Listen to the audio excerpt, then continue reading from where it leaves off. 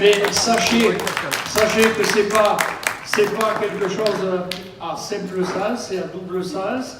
C'est-à-dire que ce qui est très intéressant pour elle, et je pense qu'elle ne va pas me contredire, c'est les échanges, c'est tout ce que vous pouvez lui renvoyer. Donc voilà, je lui laisse la place, elle va se présenter, elle va vous dire exactement quelle est sa démarche, et puis je ne sais pas depuis quand elle le fait, qu'est-ce que c'est qui l'a motivé. Voilà, tout ça. La parole est à vous, Valéria. Bonjour à vous. Ça va? Ah voilà, et la lumière fut.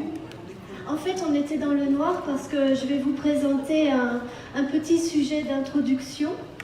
Moi, je suis biographe. Donc biographe, c'est facile, hein, ce sont les personnes qui recueillent la vie des autres.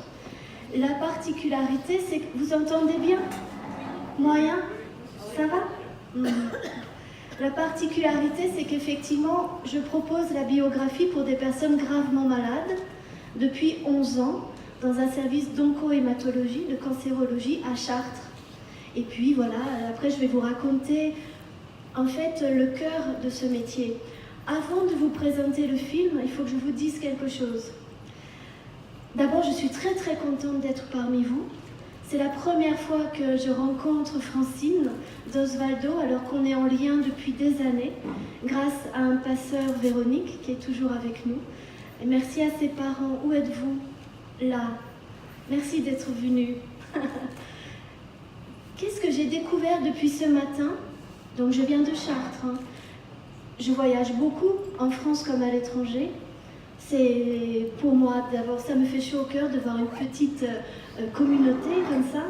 Et j'ai découvert, je vous le dis en toute vérité, d'abord des gens très simples et surtout beaucoup de générosité.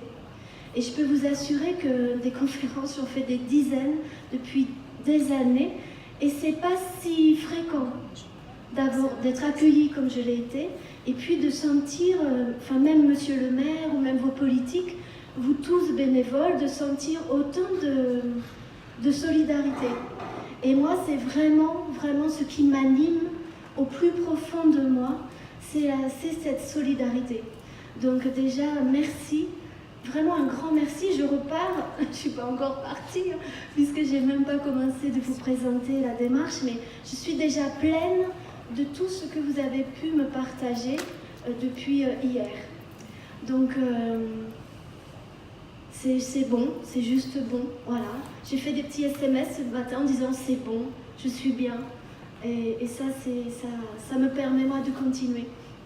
Donc je vais vous présenter un sujet qui est passé en 2017 dans une émission d'un animateur qui s'appelle Frédéric Lopez, 1001 vies, c'est quelques minutes. Pourquoi j'aime bien commencer une présentation avec un sujet comme celui-ci? C'est parce que de suite, ça vous met dans le bain, quoi.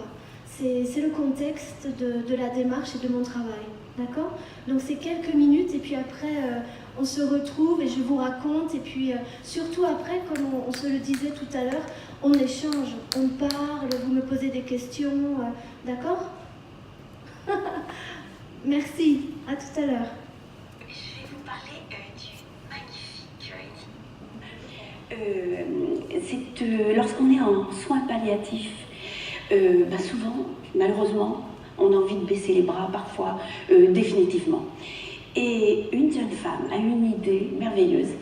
Elle s'appelle Valeria Milewski. Elle a eu l'idée de redonner un peu le goût de vivre encore un peu à ces personnes et de leur redonner le sourire. Alors, elle est biographe et elle est la première biographe hospitalière, un poste qui n'existait pas mais qui a été créé pour elle par l'hôpital de Chartres en 2007. Et son idée, c'est d'écrire. Elle va aider les gens à consigner leurs souvenirs. Voilà, elle va leur faire raconter leurs souvenirs à l'hôpital, elle va le transcrire. Et voilà, et elle a créé son association qui s'appelle Passeurs de mots, Passeurs d'histoire. Alors Fred, est-ce qu'on peut regarder le merveilleux reportage de Maï Ancien, s'il te plaît? Je demande à mes invités, ça vous dit? Oui. Il est merveilleux, super. Je le signale. Alors un reportage que cette biographe dans les hôpitaux. Voilà.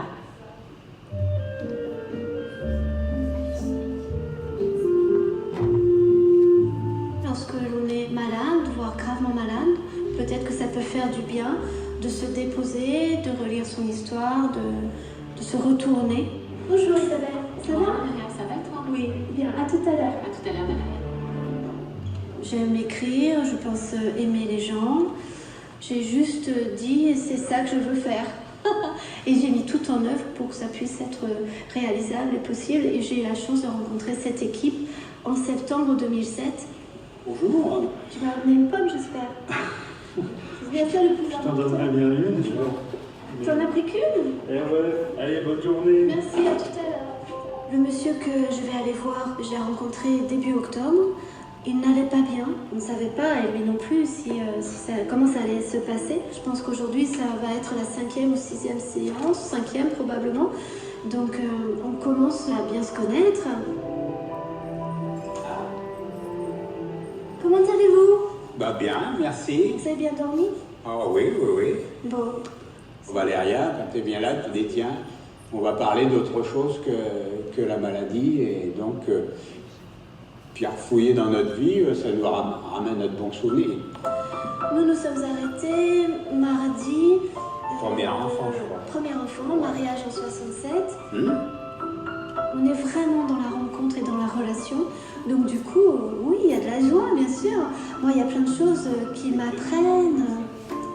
Et je rigole très facilement. Donc c'est vrai qu'on peut m'entendre parfois, mais l'équipe, elle le sait. Hein, elle peut m'entendre m'esclaffer dans une chambre. Elle me dit c'est une fille. Bon, bah, je dis le garçon, ce sera pour le prochain coup. Donc j'ai été la voir le soir. Bien sûr.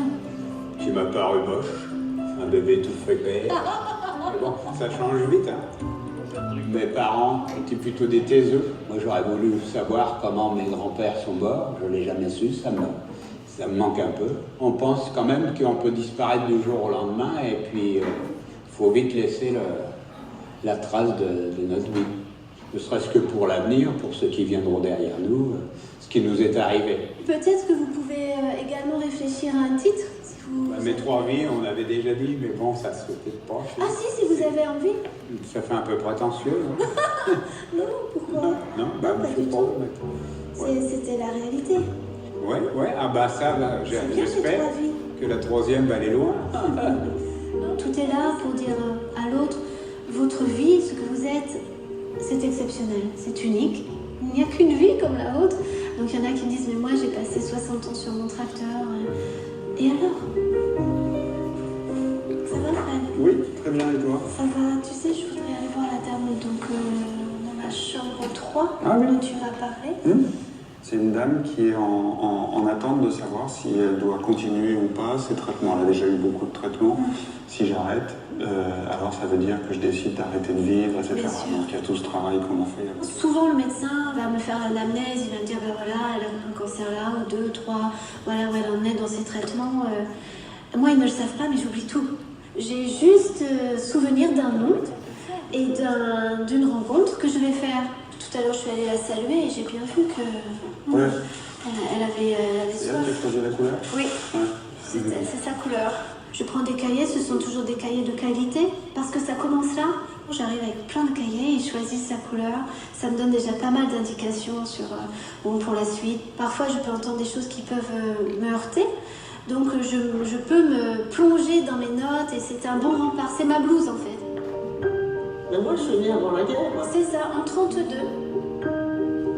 Moi, c'est un récit d'une partie de ma vie.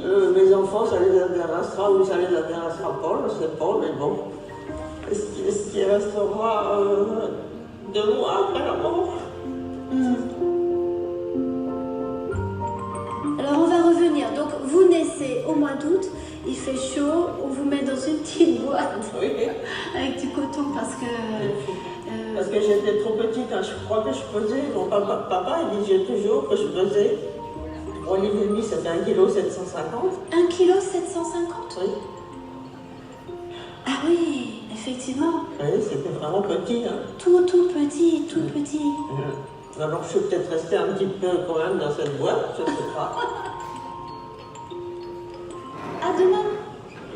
Je leur dis à demain, parce que pour moi, à demain, c'est un jour d'espoir. Il n'y a pas de raison pour qu'on ne se voit pas demain. Les patients disent très très clairement que ça leur enlève un poids, que ça va être un dernier cadeau pour les proches. Le livre, très souvent ils me disent c'est plus important que tout ce qu'il nous a laissé. Et la biographie, c'est peut-être ça. Se raccommoder, mettre ses habits de lumière, quoi. Se recoudre. Ouais.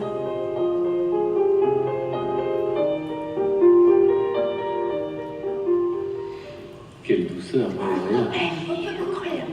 Qu'est-ce que... Merci Grégory. Merci beaucoup.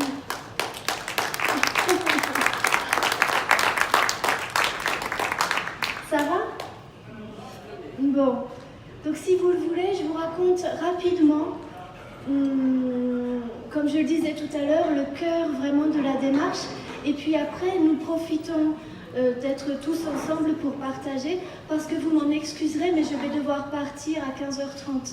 En fait, donc bien sûr, juste en aparté, si vous avez besoin de me parler, de me contacter, il ne faut vraiment pas hésiter par mail. Hein. Après, il y a toutes les coordonnées sur le site. D'accord? Alors, on dit souvent que la biographie, c'est nouveau. Ça n'est pas nouveau, hein. Ici, dans la salle, il y a des biographes, il y a même des personnes que j'ai formées, et je les remercie vraiment d'être là. Où sont-elles? 1, 2, 3. Vous voyez, vous avez beaucoup de chance, vous avez des passeurs, des biographes, des futurs biographes hospitaliers. La biographie, ça n'est pas nouveau, c'est très très très ancien.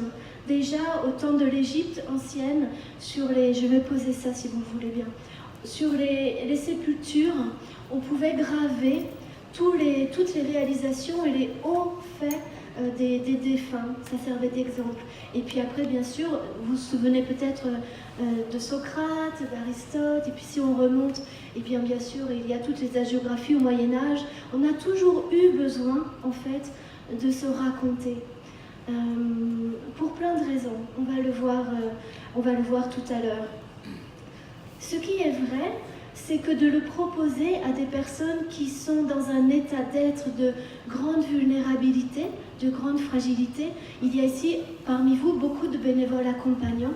Vous savez, cet endroit-là qui a besoin d'être accompagné, d'être contenu et soutenu.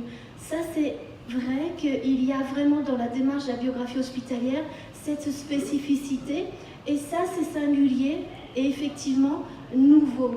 Alors quand je dis nouveau, sur la ligne du temps, ça n'est rien, ça a 11 ans. J'ai commencé en avril 2007 à Chartres. Donc effectivement, c'est très récent. C'est pour ça que chaque passeur qui s'investit dans la démarche met vraiment son empreinte. Et peut-être que dans 20 ans, eh bien, j'espère revenir. Et je vous dirai combien la démarche a pu s'expandre et puis essaimer. Qu'est-ce qu'il y a de particulier dans le fait de se raconter, de faire son récit de vie? C'est dommage que monsieur le maire y soit parti, parce qu'il nous a fait un petit aveu ce matin. Il nous a dit que lui-même, à titre personnel, il avait eu besoin d'écrire à un moment donné de sa vie, et que ça l'avait vraiment aidé de déposer ses mots, son ressenti. Ça permet vraiment, c'est la vertu cathartique de la parole, de mettre de la distance. Donc ça, c'est vraiment important. Qu'est-ce que ça permet de se raconter? Déjà, on peut faire un bilan de vie. C'est pas mal de faire des bilans de vie. Mais même quand on va bien, on n'a pas besoin d'attendre d'être gravement malade. Nous tous, on peut avoir besoin à un moment donné de dire, bon, alors là, j'en suis où? J'en suis où? Il y a quelqu'un qui m'a beaucoup aidée quand, en fait, pour tout vous dire, je me suis réveillée un matin, c'est presque ça, et j'ai eu cette idée. Donc il y a déjà des années derrière. Mais c'est vraiment ça, j'ai eu cette conviction.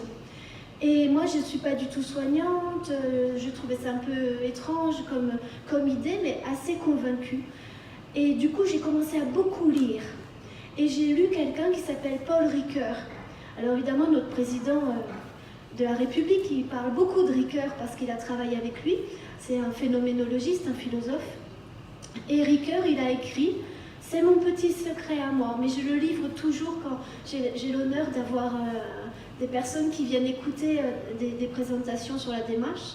Ricoeur, il a dit, dans un livre qui s'appelle « Temps et récit », que d'inviter l'autre à faire son récit, c'était lui permettre de donner de l'unité, de la cohérence et du sens à sa vie.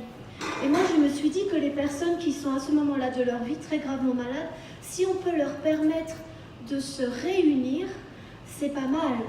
Donc ça, c'est vraiment, vraiment le cœur du sujet, c'est de permettre à celui qui pense qu'il est plus utile, qui pense qu'il n'a plus de projet, qui pense que franchement, la vie, ça n'a pas de sens.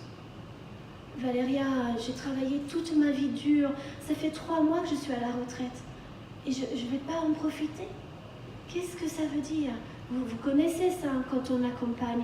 Ou une maman de 30 ans qui a son bébé de 18 mois à côté. Qu'est-ce que ça veut dire que ce bébé ne va pas la connaître et qu'ils ne vont pas vivre ensemble? Qu'est-ce que cette maman, elle me dit, mais c'est quoi le sens là-dedans? Et finalement, le fait de se retourner, le fait de se réunir, vous savez l'image du puzzle, où il y a plein de pièces du puzzle. Et nous, qu'est-ce que l'on fait? Mais vous aussi, accompagnants, hein. Hop, on réunit, on va chercher toutes ces pièces du puzzle et on refait une image, un puzzle. Et ça remet droit. C'est juste que ça remet droit. Il y a une autre chose aussi essentielle quand on propose à quelqu'un de faire son récit. On croit qu'en fait, il n'y a qu'une vérité, une seule vérité. Mais pas du tout. Pas du tout, du tout, du tout. On a tous, c'est étrange de croire, de penser ça et de l'intégrer, mais on a tous plein de vérités. Je vous raconte, un jour je suis dans une chambre, et puis je viens voir la dame, et il y a sa sœur qui est là, mais je ne l'entends pas, elle tricote, elle est au fond de la chambre, elle tricote. Et puis on parle du chien, de son chien, de Nénette, et puis la dame, elle me dit, oh Valéria, elle commence à être triste. Nénette, elle a été écrasée par le tracteur du voisin. Et là, je vois sa sœur, elle arrête de tricoter et elle commence à se disputer. Mais pas du tout, qu'est-ce que tu racontes, tu guettes? Nénette, elle ne s'est pas fait écraser, elle est partie avec le chien du voisin. Et en fait, elles avaient 2 versions totalement différentes. Elles se sont construites avec 2 versions différentes. La vérité, c'est très subjectif, très, très, très subjectif.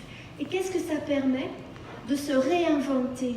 C'est-à-dire qu'on dit à ces gens-là, qu'ils aient 30 ans ou 80, avec cette démarche, vous pouvez vous réinventer. On ne leur dit pas, mais en fait, ils le font. Mais c'est comme nous, hein.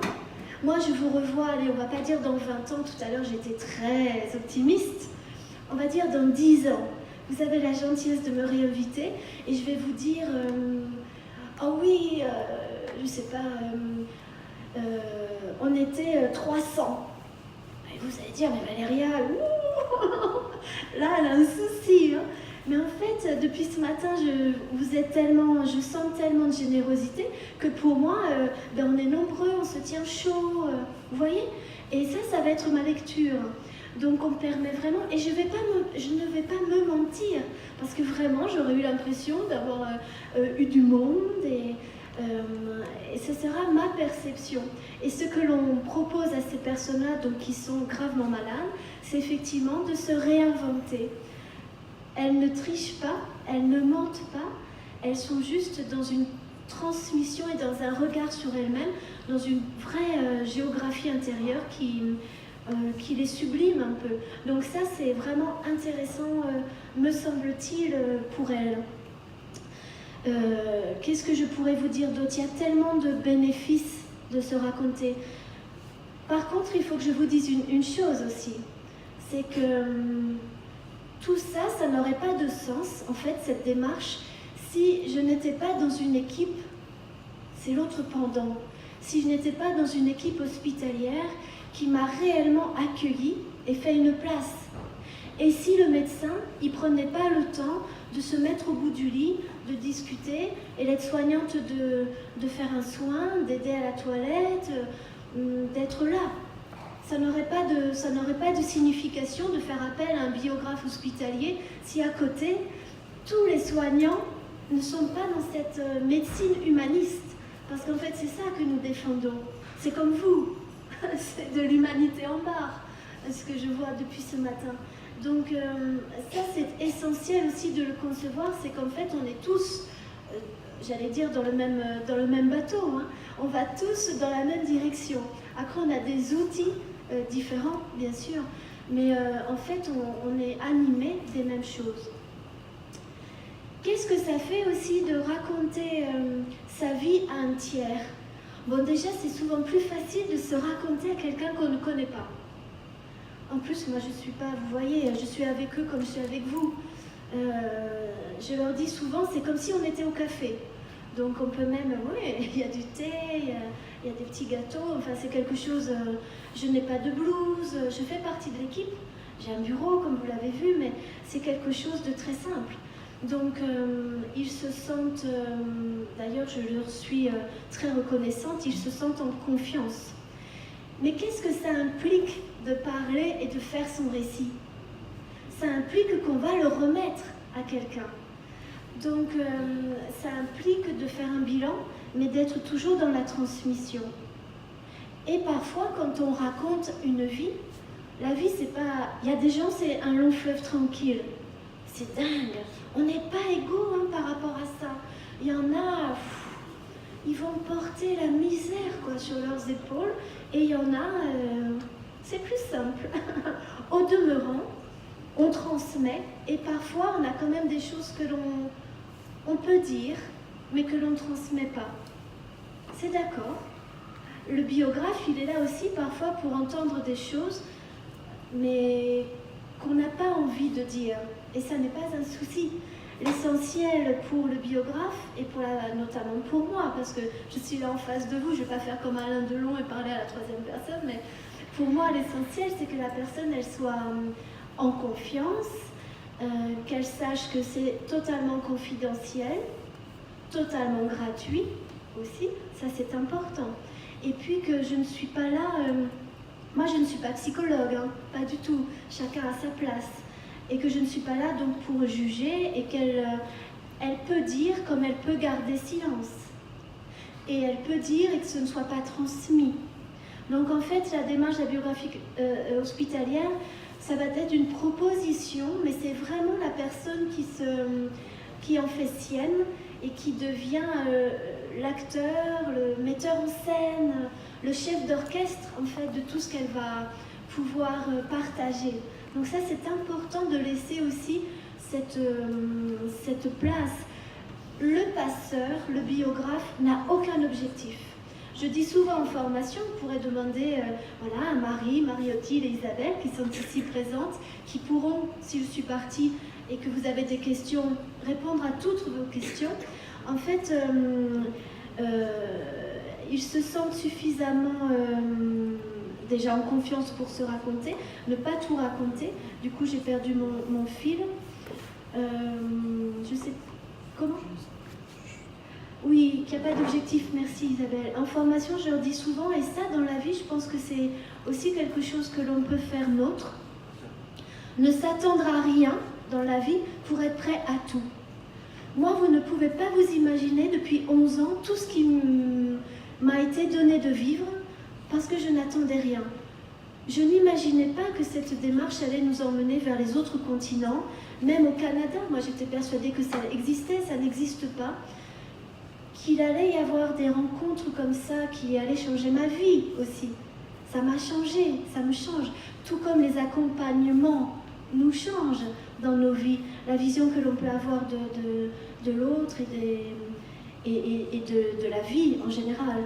Donc ça, c'est important, me semble-t-il, de savoir qu'on peut toujours se retourner et de savoir aussi que dans la vie, c'est pas essentiel d'avoir un plan de vie, qu'on peut vraiment être dans l'accueil, ce que je suis sûre vous faites aussi.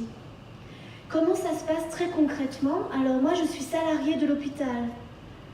Vous vous rendez compte quand même? Ça veut dire qu'il y a des hôpitaux en France qui reconnaissent le bienfait de ne pas considérer le malade que comme une maladie, mais comme un individu à part entière. Et que la chimie, c'est très important, mais que l'intime, qu'un soin dit spirituel, c'est tout aussi important. Donc je suis salariée de l'hôpital et puis aussi de l'association. L'équipe, en fait, à un moment donné, entend. Par exemple, une maman qui a 30 ans, qui dit au médecin, ça arrive malheureusement souvent, ben voilà, ma petite, je ne vais pas être là pour Noël. sous-entendu, je vais mourir. Donc évidemment, c'est quand même très anxiogène. Et le médecin de lui dire, donc votre petite, elle a 18 mois, oui, elle ne va pas vous connaître. Est-ce que vous savez qu'il y a un biographe dans le service? Est-ce que ça vous tenterait de la rencontrer? Est-ce que vous auriez envie de laisser trace pour cet enfant? Alors souvent, c'est peut-être oui, je peux rencontrer la biographe et puis nous verrons. Donc je vais rencontrer par exemple cette maman et je lui explique que oui, ça peut sembler un peu étrange de raconter sa vie comme ça à quelqu'un qu'elle ne connaît pas, mais la maman comprend très vite que en fait ça va être probablement très important un jour pour sa petite fille, quand elle aura grandi et quand elle pourra lire sa maman, lire la vie de sa maman. Donc très souvent ils acceptent. Et à ce moment-là, comme vous l'avez vu, c'est facile. Je vais dans la chambre et puis nous commençons, j'ai un cahier, je prends beaucoup de notes, moi je n'enregistre pas, et puis je fais les entretiens, le nombre d'entretiens nécessaires. Parfois, je ne vois les gens qu'une seule fois parce qu'ils vont décéder.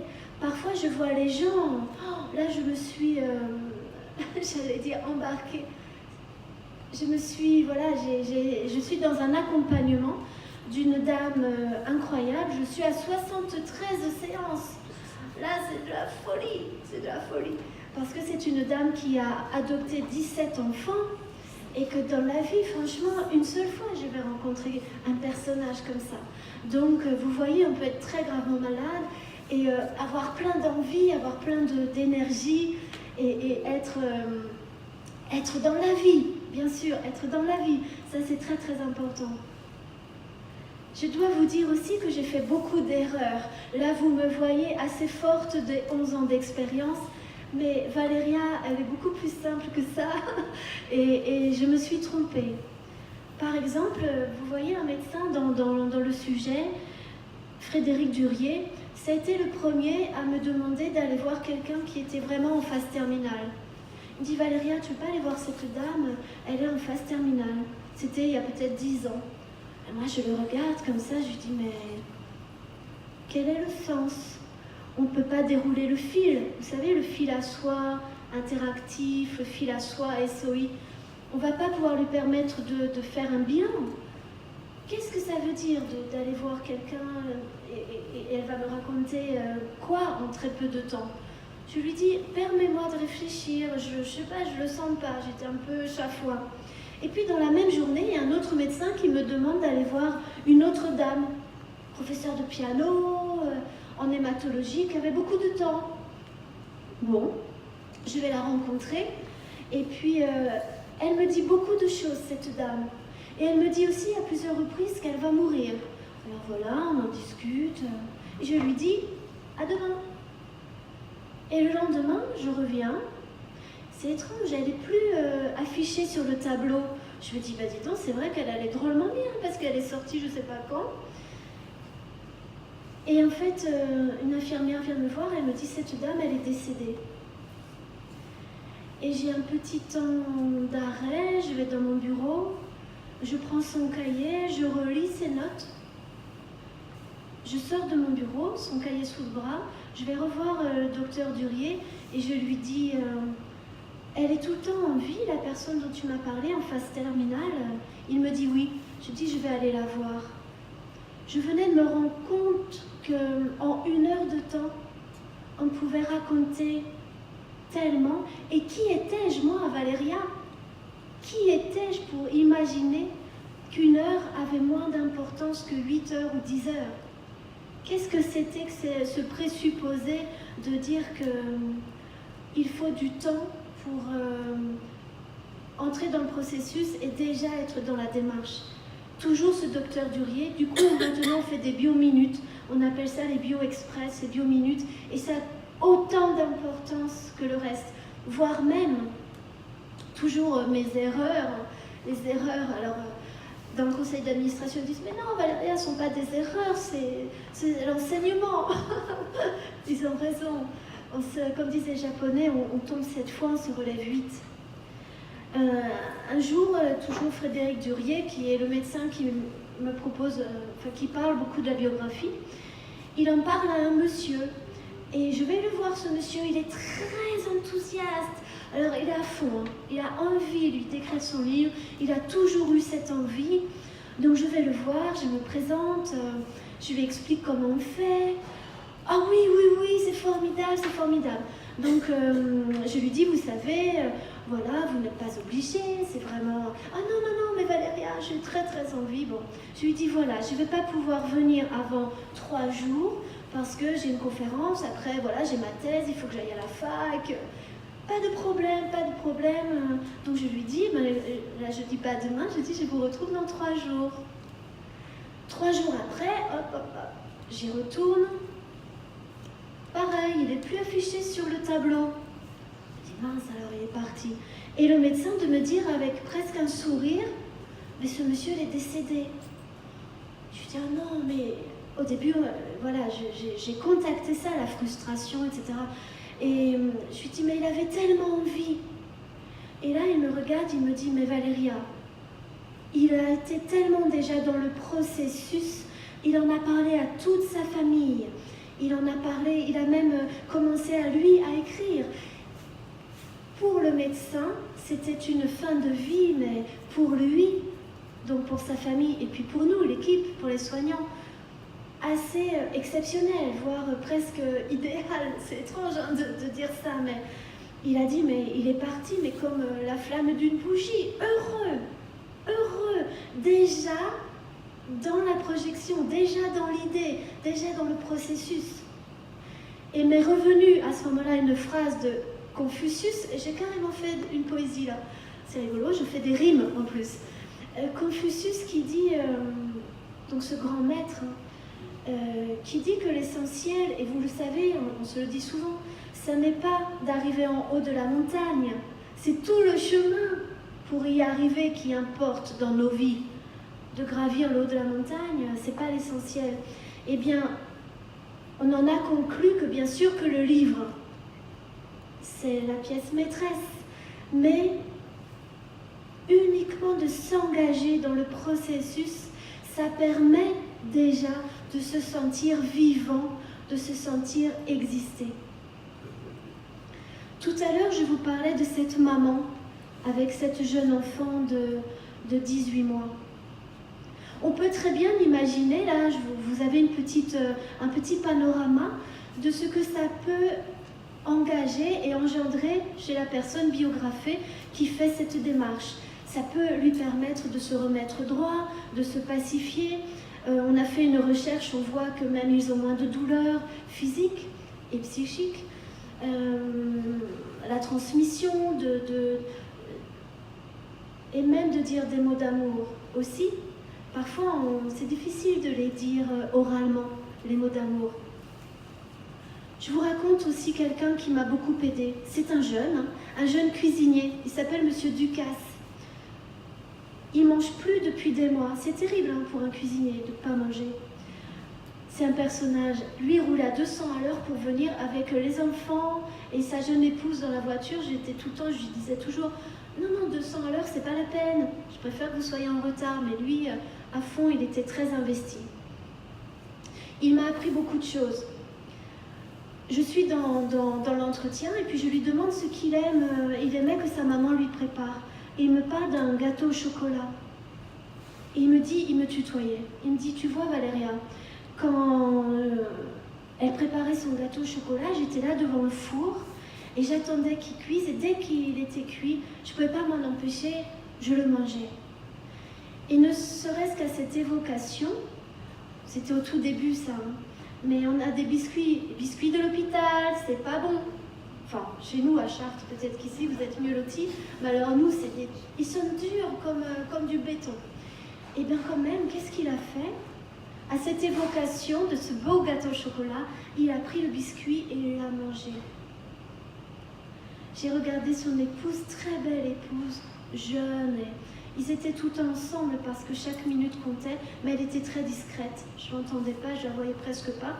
Et j'ai vu une larme, parce qu'elle s'est dit, mon mari, il reprend goût à la vie, à l'envie. Il a de l'envie, il remange. Première chose. Ensuite, il m'a appris autre chose. Il était très grossier. Je ne peux même pas vous dire comment il était grossier, tellement c'était incroyable son langage, quoi. Et moi, je prenais des notes. Je me disais, non, je ne sais pas comment je vais faire la retranscription de ça. Parce que franchement, je ne peux même pas vous dire un mot. D'abord, moi, j'ai du mal avec les mots grossiers, ça. Bref, il me dit les choses, donc je prends des notes. Et puis, bien sûr, on arrive à la fin de notre travail.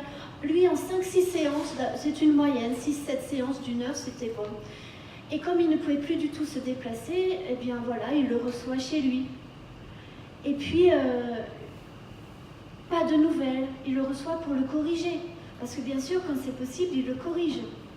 Souvent, ça n'est pas possible, d'où la responsabilité du biographe. Une semaine passe, j'ai pas de retour. 2 semaines, pas de retour. Et vraiment, il était en phase terminale. Et là, je me dis, Valéria, c'est la cata. La cata. Je suis en réunion avec l'équipe et je leur dis, voilà, je me suis trompée. Je me suis trompée parce que je lui ai envoyé un texte, sa vie, mais c'est tout ce qu'il m'a dit. Mais peut-être qu'à la relecture, il s'est dit, oh là là, mais je suis ça, moi. Je parle comme ça, je suis aussi vulgaire, un peu du Bukowski au lieu de Verlaine, quoi, de Rimbaud. Et je me suis dit, mais évidemment, carrément, ça n'a pas dû lui convenir, quoi. Donc là, je dis à l'équipe, oh là là, je suis confuse. Je croyais qu'il fallait que je reste au plus près de la parole de l'autre, parce qu'en fait, on s'efface, nous, biographes, passeurs. Il n'y a même pas nos noms. Donc, et un des premiers, en fait, il me renvoie que je me suis trompée. Et puis une semaine après, alors eux, très bienfaisants à l'hôpital, mais non, l'équipe, mais non, Valéria, je me suis trompée, il faut reconnaître une erreur de plus. Et non, un enseignement. Et une semaine après, je reçois une enveloppe. Je sais de suite que c'est lui. Une petite carte, très simple. Et là, je découvre son manuscrit. Et je me dis, oh là là là là là là. Je m'assieds. Et puis, en fait, à ma grande surprise, je vois que les seules choses qu'il a barrées, c'est qu'il parlait tout le temps de sa grand-mère en mettant mémère. Et ça, il a barré au rouge pour mettre grand-mère. C'est une femme qui l'avait élevée. Et c'est la seule chose. Tout le reste, les choses vraiment grossières, mais vous ne pouvez même pas vous imaginer. Il a laissé. Donc lui, il m'a appris ça. Et puis un jour, ben voilà, il meurt. Je remets toujours le livre à distance. Au début, ce n'était pas du tout le cas. Je travaillais la nuit, je faisais ma graphiste et l'imprimeur, etc. Je savais, il faut le rendre vite. Pendant que la personne est encore en vie, c'était une erreur. Encore une fois, j'ai cru que j'étais plus forte que le temps. Valéria, plus forte que la maladie, plus forte que le temps. C'est tellement vain, c'était... on peut croire parfois qu'on a une place et en fait c'est une illusion. Bien sûr, c'était une illusion de croire que je pouvais être plus forte que le temps.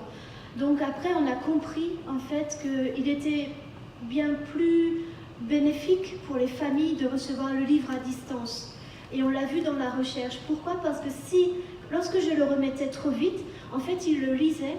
Et comme il y a une retranscription de l'oral à l'écrit, mais c'est un langage et une retranscription qui est architecturée, mais qui reste très très proche de la parole de l'autre, toutes les familles me disent quand je le lis, il est là. Du coup, quand je le remettais très très proche, soit à la personne, soit très très proche du moment du départ, de la mort, eh bien les proches le lisaient. Ah ça, ils le lisaient tout de suite. Hein. Mais du coup, c'était tellement proche de leur douleur, de la perte, de cette perte sèche, qu'ils assimilaient en fait le livre au décès, au départ, à la mort. Et bien, ils le planquaient, le livre, et plus jamais ils ne l'ouvraient, parce que ça coïncidait avec ce moment-là. Donc je le remets aujourd'hui, 1 an, 2 ans, 3 ans, il y a même des familles qui me contactent, mais des années après, quand ils se sentent suffisamment disponibles en eux et prêts à recevoir. Parfois on me dit que ça a plus d'importance que tout ce que l'autre a pu leur laisser, les immeubles, l'argent. Un petit livre peut avoir encore plus ça peut être un bon socle, un bon étai, un trésor. Toujours mon cuisinier, il a 2 petites filles. Donc je remets, vous avez raison de regarder votre montre, moi aussi je la regarde. 5 minutes, d'accord? Après vous posez vos questions. Je remets le livre peut-être 1 an et demi après, lorsque la jeune épouse, elle est prête. Elle décide de venir dans mon bureau, ce qui n'est pas toujours le cas. Généralement, c'est plutôt à la cafétéria, quand je remets les livres, dans un beau papier Bible, avec le cahier. Moi, je ne garde rien, les passeurs ne conservent rien, donc on remet tout. Et là, elle décide de venir dans mon bureau. Et je vois Annabelle, qui est l'aînée, qui a grandi. Annabelle, elle a 6 ans. Et vous m'excuserez pour ceux qui ont déjà entendu, notamment les passeurs, c'est pas une anecdote, cette situation, mais ça me nourrit encore. Et je remets le livre, donc les livres, on en fait de 1 à 3 exemplaires, ils sont de très belles façons, c'est un relieur d'art qui les fait, etc. Je remets les livres à la maman. Et la maman, elle remet le livre à sa fille aînée. Alors déjà, Annabelle, elle s'appelle, elle voit beaucoup de choses dans tout ça. Oh, regarde maman, notre maison, l'école, elle a 6 ans. Et elle ouvre le livre. À 6 ans, on commence à déchiffrer à l'école, on apprend à lire, à écrire. Et là, elle ouvre et elle fait à Annabelle. Et elle voit que le livre est pour elle.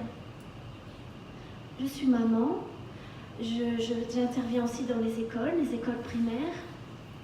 Je vous assure qu'encore à ce jour, je n'ai jamais vu, un sourire chez une enfant comme je l'ai vu ce jour-là. Jamais je n'ai vu des yeux briller autant chez un enfant en plus qui a perdu son papa.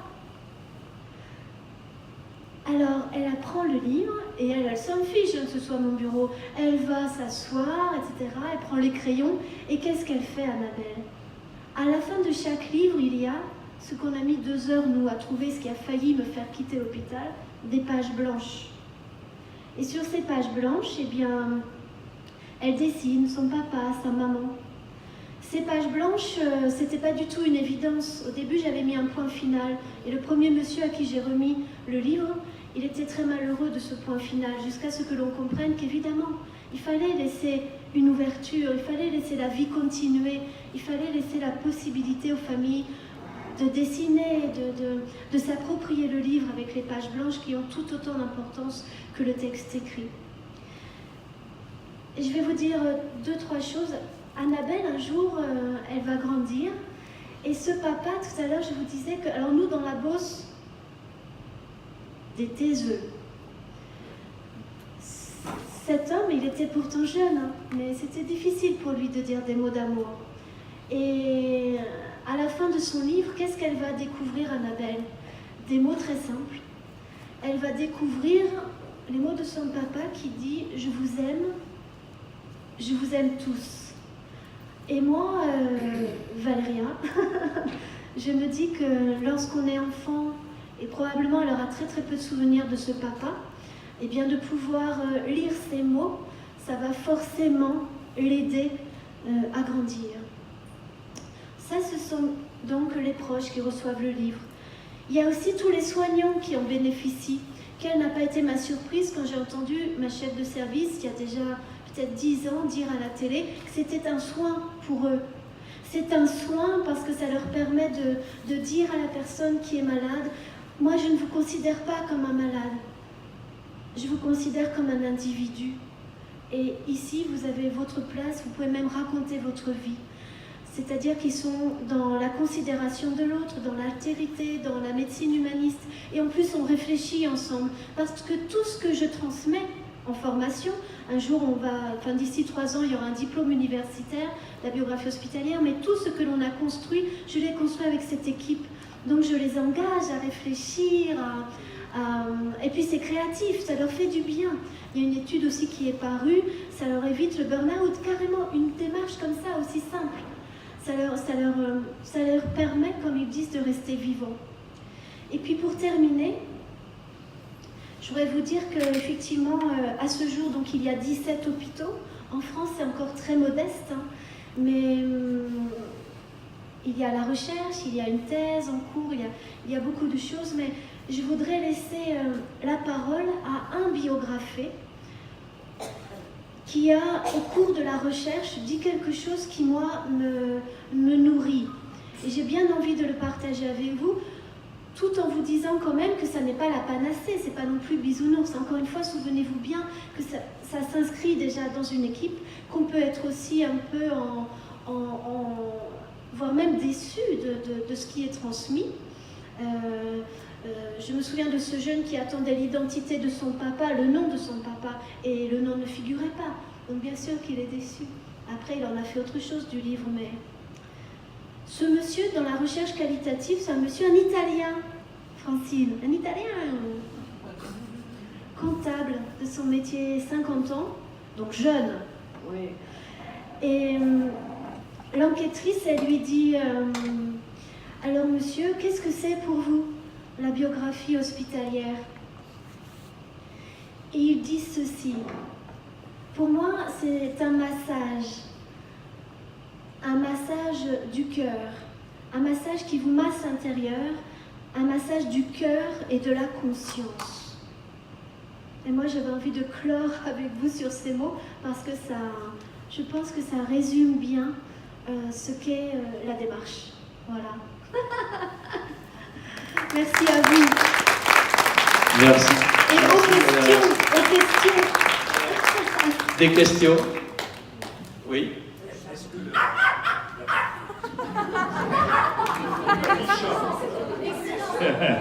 Est-ce que la personne à qui on fait la biographie a un droit de regard sur cette biographie de correction?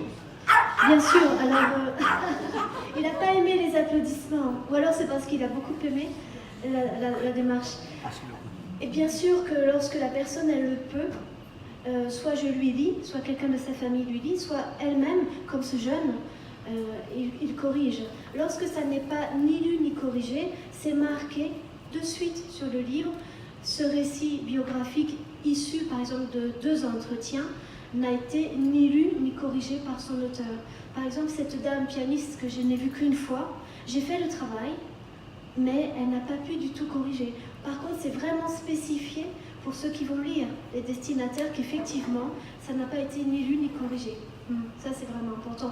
Et la responsabilité du biographe aussi, parce qu'imaginons que l'on me dise quelque chose, et le jour arrive, et j'ai pas le temps de lui demander à la personne si elle veut transmettre ça, parce que on l'emmène faire à la radio, ou on l'emmène, et puis le lendemain, elle est décédée. Et moi, avec ce que je sais de la personne, avec le lien que l'on a, avec mon éthique, c'est pour ça qu'il y a une charte, c'est pour ça qu'on est formé, que je forme des gens, eh bien, je vais m'interroger. Je le laisse pas, je le laisse en l'état, je l'amoindris, au contraire, je lui donne davantage de force. Enfin, c'est tout un art. Merci. Je sens beaucoup d'empathie dans vos propos, et j'imagine que la charge émotionnelle est énorme. Comment décompensez-vous? Alors, pour être tout à fait honnête, alors moi, Edin, je suis une oublieuse. Donc, dès que je sors de la chambre, j'ai tout oublié. Je ne sais pas si c'est bien, enfin, pour mon métier, c'est bien. Maintenant, à titre privé, je suis aussi une oublieuse, donc vous voyez, c'est pas toujours facile. Mais la charge émotionnelle, en fait, j'allais vous dire, il me semble, après 11 ans, d'abord, j'ai tout le temps autant de joie à faire ces accompagnements, à former. Vous avez compris, ça me dépasse clairement, cette démarche, on n'aurait jamais pu imaginer. La charge émotionnelle, j'ai l'impression que c'est tellement plus dur pour les aides-soignantes, les infirmiers, les médecins. Moi, c'est du bonheur. C'est du bonheur. Je suis dans la relation, dans l'altérité. C'est l'autre moi dans l'autre. Et oui, effectivement, là j'ai peut-être accompagné en 11 ans, je ne sais pas, 250, 260 personnes. Elles sont toutes décédées, mais ce que l'on échange, c'est la vie. Très rare dans les livres, il y a peut-être une page, un paragraphe sur la maladie. On est dans la vie, vous voyez? Oui, mais dans l'intime aussi. Et on est dans l'intime, mais ce n'est pas mon histoire. C'est pour ça qu'on ne conserve rien. Je ne conserve rien. D'abord parce que ça ne me regarde pas, et puis probablement parce que ce serait très lourd à porter. Donc j'ai assez de ma vie, avec laquelle je suis, heureusement. Et de ce fait, la charge émotionnelle, pour un petit secret, alors ça je ne l'ai jamais dit en aucune conférence, mais nous sommes entre nous, hein, c'est familial. Je n'en ai même jamais rêvé. Je n'ai jamais rêvé d'une personne avec laquelle je suis en lien. Et pourtant, parfois, il y a un monsieur, je l'ai accompagné 3 ans. Il y a un lien, Et quand je pense à eux, eh bien voilà, je suis légère, je suis tranquille, je suis en paix, parce qu'on a fait l'aventure, quoi.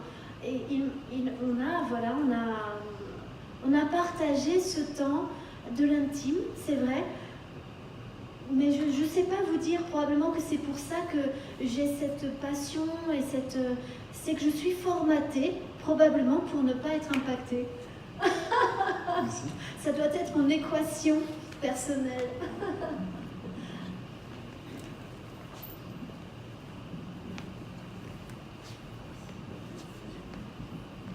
Bonjour Valéria. Bonjour. Messieurs. J'avais une question concernant l'écriture et la censure qu'on a parfois envie de se mettre par rapport à ce que les lecteurs futurs pourraient trouver de déstabilisant ou de heurtant. Quelle priorité donner? Celle de la parole de la personne en fin de vie ou celle de celui qui va recevoir cette parole? Merci, vraiment, c'est une question fondamentale. Je privilégie, quand je le peux, les deux, et quand je ne peux pas, c'est le destinataire. Par exemple, une maman qui a 3 enfants, de 3 lits différents, l'enfant du milieu, elle a mal aimé. Et même lorsque elle entre dans cette chambre, cet enfant, qui est petite, hein, tout le personnel le sait et tout le monde est très mal à l'aise. Il y a presque des insultes, ça se passe mal. Et bien sûr que lorsque cette maman, elle me fait récit, eh bien, ça se retrouve dans ce récit. C'est une histoire aussi où au début, pareil, donc je me dépêche. Par exemple, le médecin un jour m'appelle, je suis dans les Ardennes, et me dit cette dame, elle chauffe. Il m'appelle pour me dire elle chauffe. Dans le jargon médical, ça veut dire elle a des métastases cérébrales, elle a de la fièvre, elle va mourir. Je décide d'y aller le week-end pour continuer, et je travaille beaucoup la nuit pour qu'elle le lise. Bon. Avant qu'elle le lise, moi je suis très mal à l'aise parce que je me dis cet enfant du milieu, elle va perdre sa maman, elle va aller vivre avec son papa, il ne va plus y avoir de fratrie avec ses 2 autres sœurs, un papa qu'elle connaît peu, et en plus, elle va recevoir un livre qui est une sorte, pas de brûlot, mais pas loin. Du coup, j'en parle à cette fameuse réunion hebdomadaire, et là je dis c'est pas possible, j'ai une part de responsabilité. Je ne peux pas laisser tous ces mots de cette maman à l'encontre de cet enfant dans le livre, je ne peux pas. Donc là, la psychologue me dit, écoute Valéria, il y a un mode de fonctionnement dans une famille, tu ne peux pas pacifier ce qui est existant, ce qui est là. Je la remercie vraiment, déjà, de ce point de vue, qui est totalement vrai. Mais je suis chiffonnée, je leur dis, voilà, il faut que je trouve quelque chose. Par chance, j'adore les mots. Moi, je suis dyslexique, mais j'aime les mots. Je suis linguiste aussi. Et je me dis, je suis chez moi, et d'un seul coup, je me dis, mais évidemment, d'abord, je vais marquer dans tout le texte, je vais insister sur le fait que tout ce que me raconte la maman, c'est sa vision. voilà comment j'ai vécu les choses, beaucoup de choses comme ça, pour vraiment que le lecteur comprenne, comme je le disais tout à l'heure, il n'y a pas une vérité, c'est vraiment ce qu'a senti cette maman et perçu. Première chose. Deuxièmement, je prends sur ma responsabilité d'accentuer le fait que cette maman, en fait, elle est en conflit avec le papa, excusez-moi la trivialité, mais numéro 2, et qu'en fait, c'est ça qui se joue entre eux, c'est pour ça qu'elle est aussi dans un désamour apparent de cet enfant issu de ce conflit. Voilà, ça, je le prends sur moi. Et troisième chose, vous savez, sur la ligne des mots, il y a un curseur. Je hais, j'adore. Et je décide en fait de mettre le curseur qui était là, je décide de le mettre un peu là, avec d'autres adjectifs ou parfois avec des connexions qui sont un peu plus arrondies. Voilà. Je fais beaucoup de travail. Et pour finir, eh bien, ce livre n'a jamais été donné. Parce que le mari, dernier papa, d'une toute petite, a estimé que, comme elle n'avait pas eu le temps de lire, et il y avait des choses très dérangeantes pour lui aussi dans le livre, voilà, il n'a pas voulu que je le remette. Les enfants sont mineurs. L'équipe m'a quand même demandé de garder, ce que je ne fais jamais, mais là j'ai gardé, en espérant qu'un jour, la plus grande se souviendrait que sa maman a fait ce travail et viendrait recueillir et recevoir le livre. Moi, j'aurais voulu savoir, sans indiscrétion, ce que vous faisiez avant d'être biographe. Bien sûr. Et puis, quel a été le déclic qui a fait que vous vous lanciez dans cette belle aventure? C'est vrai que c'est une très belle aventure. Je suis musicienne, déjà, et j'ai, dans un premier temps, travaillé pour des festivals de musique classique et de musique afro-américaine, et puis en parallèle, j'écrivais pour le théâtre. Voilà. J'étais au Muséum à ce moment-là national d'histoire naturelle, où je m'occupais de la section artistique à Paris. Et puis voilà, la droite est passée au gouvernement, a décidé qu'il n'y ait plus de section artistique. Et puis un jour, comme je l'ai dit, j'ai eu cette idée. Vous avez raison, une idée c'est volatile, mais ça ne vient pas de nulle part. Et il s'avère que j'ai perdu mon papa très tôt. J'ai des parents, voilà, une maman espagnole, un papa polonais. Il y a beaucoup d'histoires familiales qui n'ont pas été racontées. J'ai fait moi-même mourir d'un accident. Et de manière assez simple, je vous le dis en toute transparence, hein, là encore, il y a assez peu de gens qui le savent, mais on est en famille,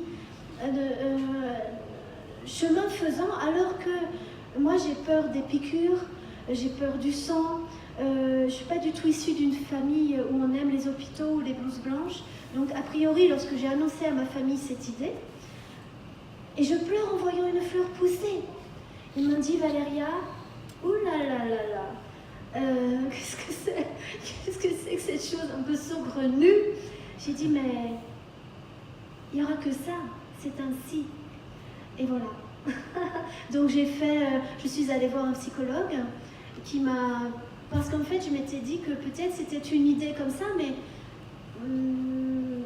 un peu utopique, un peu naïve, un peu artistique, un peu exotique, comme on m'a souvent dit. Donc je suis allée voir une psychologue qui ne me connaissait pas, qui m'a dit « Ça va, Madame Milewski, vous avez suffisamment travaillé, il n'y a pas de loup dans la bergerie. » Pour moi, ça me semble... Parce que je ne voulais pas ni me mettre en danger, ni surtout mettre les autres en danger. Donc elle me donne son accord. Après, je n'étais pas du tout biographe, j'écrivais pour le théâtre, donc rien à voir. Donc je me suis mis en profession libérale et j'ai commencé à faire des biographies privées. Et là, j'ai vu que j'aimais et que les personnes, elles étaient contentes. Donc j'arrivais à mettre mes chaussons dans les chaussons de l'autre et à être dans la mélodie surtout de l'autre et à ne pas faire du Valéria. Ce qui n'est pas évident quand on aime écrire. Hein. Ça marchait. Et la troisième étape, alors là, c'est pareil. Je me suis dit, bon, je ne suis pas soignante. Les soins palliatifs, je ne connais pas du tout. Encore une fois, je pleure quand je vois une fleur pousser. Donc, je me suis dit, je vais devenir bénévole accompagnante. Et j'ai accompagné pour l'association Jeanne Malve.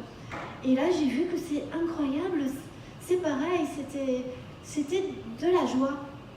Et donc, au fur et à mesure, j'ai bâti cette démarche par des lectures, des rencontres, et j'ai eu la chance de rencontrer cette équipe de Chartres, et j'y suis allée, des Ardennes, j'allais toutes les semaines à Chartres, et ils m'ont fait confiance, et on a commencé comme ça, jusqu'à ce qu'on comprenne que ça n'existait pas ailleurs.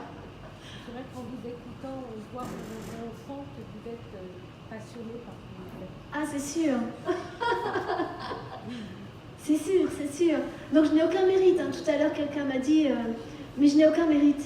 Je n'ai aucun mérite parce que, je suis animée par ça, parce que j'ai de l'énergie, parce que j'ai une équipe formidable, parce que j'ai la chance d'avoir des passeurs à mes côtés formidables, parce que je vous rencontre, parce que j'adore transmettre, bien sûr. Parce qu'il n'y a que ça dans la vie, la solidarité. Par rapport au coût de l'ouvrage qui est gratuit pour le bénéficiaire, comment vous arrivez à joindre les deux bouts? C'est vraiment important. Vous savez, même avec l'équipe de prime abord, on n'avait pas des financements. Toujours ce même médecin, on a fait faire des tours de tracteur à 2 €. J'ai vendu des crêpes. On a cherché beaucoup de financements. Aujourd'hui, c'est un peu différent. On a toujours besoin de soutien financier, mais on a un partenariat avec le Fonds pour les soins palliatifs et l'engagement est celui-ci. Si un hôpital ou une association s'engage pour 3 ans à recueillir dans son équipe un biographe sur 2 jours par semaine, ce qui fait environ 10 000 €, d'accord, pour leur partie, eh bien le Fonds pour les soins palliatifs va tenter de trouver des partenaires financiers, des sponsors, des mécènes, pour l'autre partie, les 10 000 restants, sur 3 ans aussi. Donc il y a un vrai partenariat de financement. Et alors, nous, les passeurs, on a toujours à solliciter des collectivités locales, territoriales, des mécènes, à faire appel à des fondations aussi, des appels à projets. Et puis, il y a des hôpitaux qui, comme à Chartres, salarient aussi. Et du coup, c'est quand même facile de trouver cette petite partie de budget pour les livres, parce que la plus grosse partie, c'est pas du tout du bénévolat. La plus grosse partie est quand même la rétribution. C'est pas non plus un prestataire, il vient pas là comme ça une fois de temps en temps, non, il fait partie de l'équipe intégrante de l'équipe. Donc effectivement, à ce jour, c'est plus simple, mais il faut toujours, on peut le demander aux passeurs qui sont là, il faut toujours prendre son bâton de pèlerin et puis aller chercher des financements, comme Osvaldo. On est toujours dans cette même... Mais lorsqu'il y a une réelle volonté, et surtout d'un hôpital, c'est dommage que ce matin on a rencontré des gens vraiment passionnants, des élus justement, notamment Sébastien, je ne sais pas son nom de famille, mais, voilà, et si on a des volontés et administratives, et médicales, et politiques, tout s'ouvre. Parce que finalement, 20 000 € par an pour faire acte de solidarité pour les personnes du coup qui se sentent apaisées, pour les familles, ça veut dire moins de deuil pathologique, et pour les soignants, c'est tout bénéfique. D'ailleurs, ils le comprennent parce que aujourd'hui, les directeurs d'hôpitaux nous appellent et me demandent si j'ai des passeurs ou des biographes hospitaliers pour leur centre. Merci à vous.